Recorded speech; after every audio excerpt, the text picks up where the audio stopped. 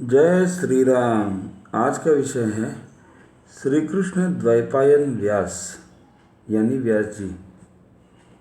चेदी देश नरेश उपरिचर इंद्र के द्वारा प्रदत्त स्फटिकमणि के विमान में बैठकर बिना व्यवधान के सर्वत्र विचरण कर रहे थे। तभी उनकी रानी गिरिका ऋतुमती हुई और उसी समय राजा को पितरों की आज्ञा से वन में मृगया के लिए जाना पड़ा। पर रानी के ऋतुमती होने का ख्याल होने से राजा का शुक्र स्खलित हो गया और तब उन्होंने उसे वट के पत्ते के दोने में रख दिया। राजा ने अमोघ वीर्य को अभियंत्रित कर बाज पक्षी के द्वारा रानी को देने भेजा। रास्ते में मांस का टुकड़ा जानकर दूसरे बाज ने हमला कर दिया। दोनों तुंड युद्ध करने लगे। तभी वह दोना नीचे बहने वाली पवित्र यमुना नदी में गिरा। तभी अद्रिका नाम की अप्सरा, जो ब्राह्मण के शाप से मछली बन गई थी, उसने उसे खा लिया। जब मछली के गर्भ में 10वां महीना चल रहा था, एक दीवर ने उसे पकड़कर जब उसका पेट चीरा तो एक सुंदर बालक और एक सुंदरी कन्या निकली। उसी समय बच्चों को जन्म देने के बाद अप्सरा शाप से मुक्त हो स्वर्ग चली गई। दीवर ने दोनों बालक बालिका राजा उपरिचर को सौंपे। राजा ने बालक तो रख लिया, जो आगे चलकर मत्स्य के नाम से प्रसिद्ध हुआ, और कन्या उसी दीवर को ले जाने के लिए कहा। वह काली एवं मत्स्योदरी मत्स्यगंधा के नाम से प्रसिद्ध हुई।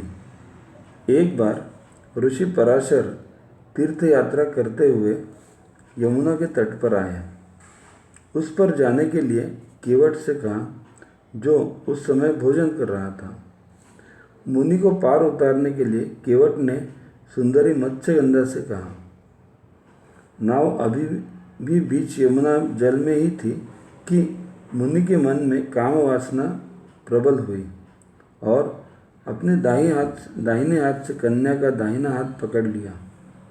कन्या के भाव को समझ और लोक मर्यादा को ध्यान रख मुनि ने तप बल से कन्या के शरीर से दुर्गंध समाप्त कर कस्तूरी की गंध वाली बना दिया, जिसकी गंध 4 कोस तक फैल गई। इसलिए वह योजन गंधा भी कहलाई और दिन होने से कोहरा पैदा कर अंधेरा कर दिया।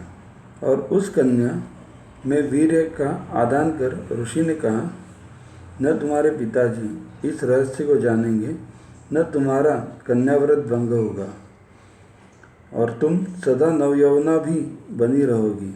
यह आशीर्वाद देते हुए आगे कहा कि वरान ने आज से पहले मेरा मन किसी पर भी लुभाया नहीं था। मैंने कभी धैर्य का बांध टूटने नहीं दिया था। तुम्हारे पुत्र विष्णु का अंश होकर त्रिलोकी में प्रसिद्धि प्राप्त करेगा। वह वेद के रहस्य को समझकर उसे 4 भागों में बांट पुराणों का रचयिता भी होगा। तदुपरांत सत्यवती पिता के घर लौट आई और यमुना के द्वीप में ही कामदेव के समान तेजस्वी पुत्र उत्पन्न किया। द्वीप में पैदा होने से द्वैपायन कहलाए। जन्म लेते ही वो बालक बढ़ गया और माँ से बोला, मुझ में असीम शक्ति है। मन को तपोनिष्ठ बनाकर ही गर्भ में प्रविष्ट हुआ था। मैं अब तपस्या करने जाता हूँ। जब तुम मुझे याद करोगी मैं सामने आ जाऊँगा। अब तुम भी इच्छानुसार जा सकती हो। द्वैपायन ने तपस्या कर अनन्य शक्ति प्राप्त कर ली। पश्चात लोक कल्याण की दृष्टि से ऋग्वेद, जो गुरुओं द्वारा शिष्यों को श्रुति या श्रवण द्वारा प्राप्त हो रहा था, महर्षि वेदव्यास ने उसे 4 भागों में विभाजित कर दिया।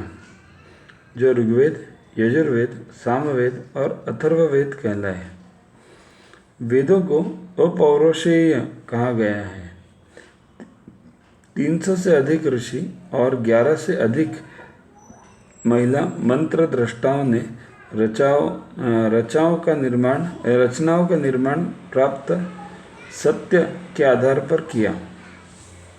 यह देश दुनिया के लिए अद्वितीय देन है।